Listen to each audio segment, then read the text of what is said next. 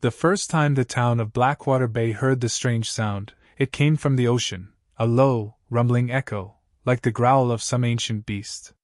It reverberated through the air, so deep it seemed to shake the very ground beneath their feet.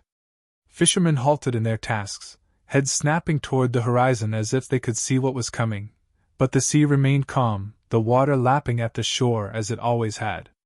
And then, just as quickly as it began, the sound vanished, leaving an eerie silence in its wake. The town went back to its routine, the mystery put aside as an unexplained anomaly. But as the days passed, the strange sounds persisted. Deep, hollow echoes would rise from the depths at random intervals, chilling the air and unnerving the locals. Blackwater Bay had always been a quiet, isolated place. Most who lived there had been born and raised in the small coastal town, and though the ocean was their livelihood, it had always been a source of mystery, the kind of enigma they respected but never fully understood. But now, the sea was sending something back. Something none of them could explain. For Emily Hart, the echoes began to feel personal. She had lived in Blackwater Bay her entire life, working at her father's small seaside inn and rarely venturing beyond the borders of the town. Her mother had disappeared when she was a child, taken by the sea during a storm, they said. It had been her father who raised her and instilled a love of the ocean in her heart. But lately, she couldn't shake the feeling that the ocean was whispering to her. When the echoes came, they resonated in her bones, vibrating through her body in a way that felt far too intimate. She tried to ignore it, brushing it off as her overactive imagination. But as the sounds grew louder, more persistent, so did the strange dreams. Every night, Emily found herself walking along the beach, drawn toward the water by an invisible force. The waves would rise and fall, and as she approached, the sea would part, revealing a black chasm, a deep, bottomless pit that seemed to call her name. One night, after a particularly vivid dream, Emily awoke drenched in sweat, her heart pounding. The sound was different this time.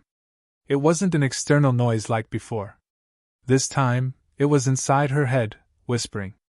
Calling her. She couldn't shake the dream, and the next morning, after another sleepless night, she decided to talk to her father. "I keep hearing it, Dad," she said, standing in the kitchen of their small house.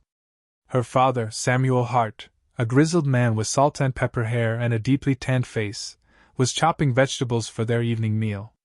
He paused mid-slice, his eyes narrowing at her words. "What do you mean, hearing it?" he asked slowly, setting the knife down. "The sound," Emily said, crossing her arms over her chest. "The echo from the ocean. It feels like it's getting louder. And my dreams. I don't know how to explain it, but it feels like the ocean is trying to tell me something." Her father's face darkened.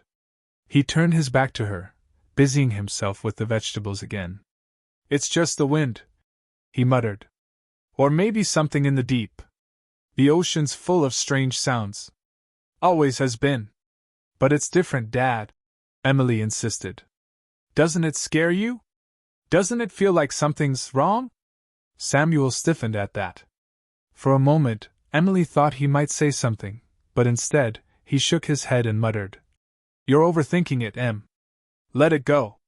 Frustrated, Emily stormed out of the house. It wasn't like her father to brush things off like that. He had always respected the ocean, but this was different. It felt like he was hiding something. Something he wasn't ready to tell her. The echoes continued, and so did the nightmares. Every time she closed her eyes, she found herself on that beach, staring into the chasm in the water, feeling the pull of something dark and ancient beneath the surface. The longer it went on, the more Emily began to fear the ocean she had once loved. It wasn't just in her dreams anymore. The call was getting louder, even in the daytime. She would stand on the shore, and the waves would whisper to her, beckoning her closer. One evening, as the sun set over the horizon, casting a fiery glow across the sky, Emily stood on the cliffs overlooking Blackwater Bay. The wind whipped through her hair, and the sound of the waves crashing against the rocks below should have been comforting. But tonight it felt different. There was something in the air, something that made her skin crawl. She wasn't alone. Out of the corner of her eye, she saw a figure standing near the edge of the cliff. It was a man, tall and gaunt, with long, unkempt hair that blew wildly in the wind. His clothes were tattered, and his eyes were wide and wild, staring out at the sea with a crazed intensity. Emily hesitated, unsure if she should approach him. There weren't many strangers in Blackwater Bay, and she hadn't seen this man before. But something about him drew her in, and before she realized what she was doing, she was walking toward him. As she got closer, the man turned his head slightly, as if sensing her presence. His eyes met hers, and she froze in place. There was something in his gaze, something that sent a shiver down her spine. It wasn't fear exactly, but something deeper. A sense of recognition, as though he knew her. "You hear it too, don't you?" the man rasped, his voice hoarse and cracked, like he hadn't spoken in days. Emily blinked. "What?" "The call," he said, turning fully to face her. "The ocean's calling you, isn't it?" Her heart raced. How did he know? Was he hearing it too? She nodded slowly, unsure of what to say. The man's lips curled into a twisted smile. "I've been hearing it for years," he said, his voice growing darker. "It started soft, like a whisper, but now it's all I can hear." Emily felt a chill run down her spine.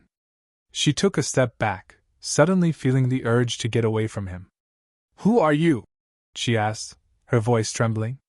He laughed, a low, hollow sound that sent goosebumps up her arms. "I used to be like you," he said. "I tried to ignore it.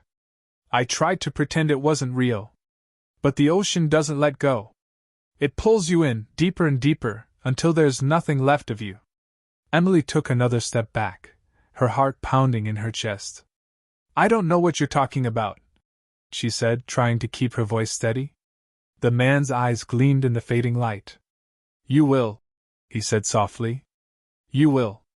Before she could respond, the man turned and walked away, disappearing into the shadows.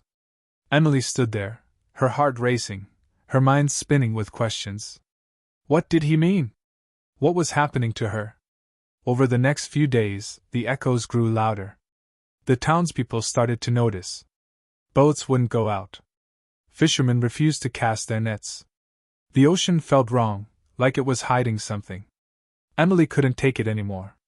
She had to know what was happening. She had to understand why the ocean was calling to her.